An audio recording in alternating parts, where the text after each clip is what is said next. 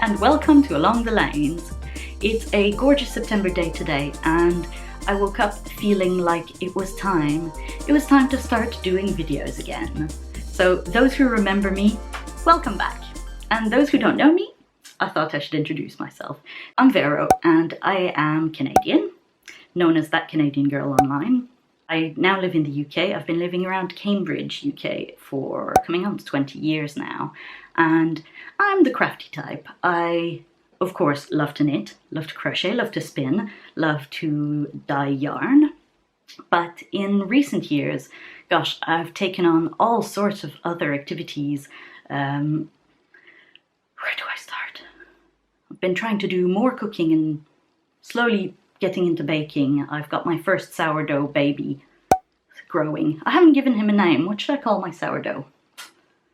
First, or the original one was called Buster, but Buster failed somewhat, so this one is hopefully going to be more successful. I love to do so many crafts. I love to try so much, and in the past few years I have tried things like wood carving. I've made my own spatulas, and I've taken some time to travel. So we've been to see family in Canada. I've been to Japan for the first time in my life, which was amazing. I'd always wanted to go. I went to Denmark for a yarn dyeing workshop about 6 months ago, and that was a fantastic experience.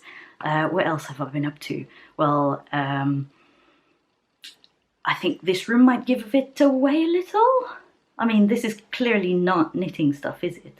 So I've started doing pottery and I absolutely love it. I've fallen in love with it. I think I've been wanting to try pottery for probably, 20 years or even longer than that, probably since high school. And finally in January this year, I decided it was time to take a class in Cambridge, and I had so much fun. Within about 2-3 classes, I knew this was something I wanted to spend more time doing, and I bought my own wheel, I bought my own kiln, and well, I've equipped myself quite nicely now, and I've just enjoyed it so much. It's completely different to anything I've done before, and it's quite a delayed gratification in that you start with mushy, squishy clay, and it takes at least 2 very long baking sessions before you get a finished product. Given I struggle to wait for cookies to bake for 20 minutes, the whole idea of having to wait 24 hours before opening a kiln kind of terrified me. But you know what? It feels like Christmas morning every single time I open the kiln. It's so nice to be able to eat or drink out of something that you've made, and I've just absolutely fallen in love with it. Hold on a minute, I have an idea. Let's do a quick intro to the different stages of pottery. I'll be right back. Do you like the rainbow behind me, by the way? That's caused by my window covering here. Okay, so where does clay begin? Well, it begins in the ground, of course. Yeah, I know. But given that I'm not going to go and dig my own clay, which some people do, my clay begins like this. So this is, it feels like big putty, big piece of putty that you squish and squash into shape, and you can work with it either by hand. So in most beginner classes, the first thing you'll do is start with, a bit of a little, this is the worst pinch pot in the world. So you'd start with a little pinch pot and then improve on that. So that's one way to do it.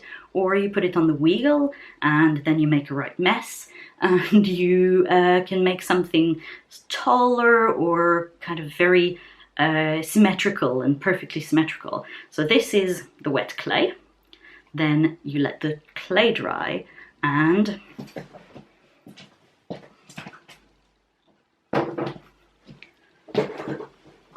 you'll get something like this. So at this stage, the clay is dry, but it's extremely brittle. I mean, when we're talking brittle, make some space here. I mean, we're talking this kind of brittle.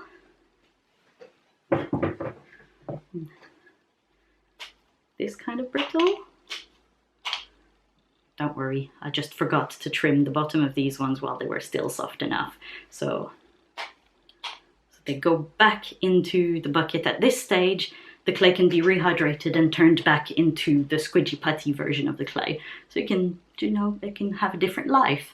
So this is a good stage to decide whether something is worth keeping or not. So in this case, well, because I hadn't trimmed the bottom, and you never do that dry because it's so dusty and messy, it's returning to clay, and next time I'll make sure to trim it quicker.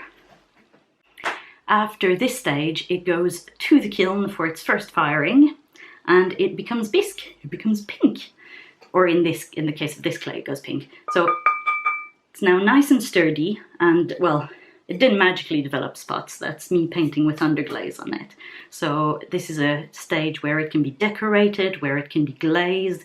So in this case, I'm using underglaze, which is like paint, or you can use dipping glazes of all sorts. What's fun at this stage is that it tests whether you're paying attention to what you're doing.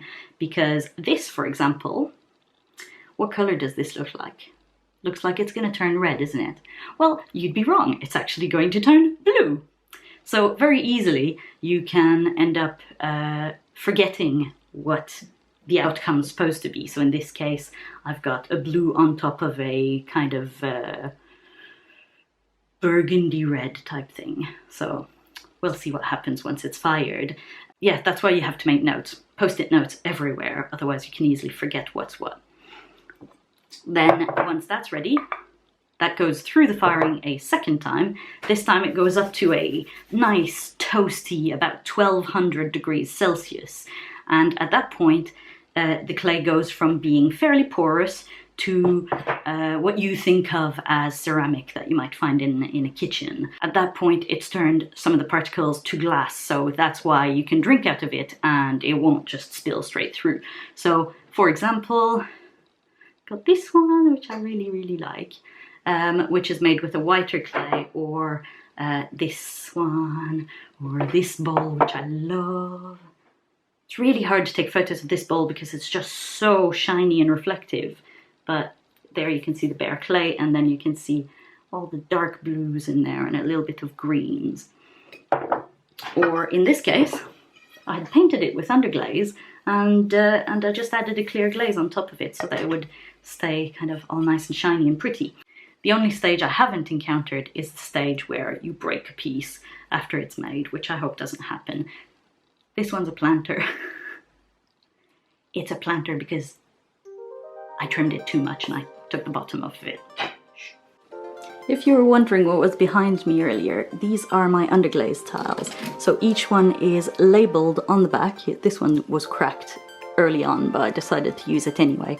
Crazy glue fixes everything, and it tells me what each colour represents, and then when I decide I want to create a new colour scheme, I can just pick out a few, put them on my table and just shuffle them around until I feel like I've got the colour scheme that I really want, and then by turning them around I find out which little bottles I need to get a hold of, and then I can paint them, and then I end up with little babies like these ones. And like this. I'm gonna definitely make more like this, I love it. And my little Japanese onigiri, and a little chili. For my knitting pals, I decided I should make some buttons, so these seem like a nice way to finish your hand knits. Quite fancy, some chartreuse green funky little buttons. What do you think?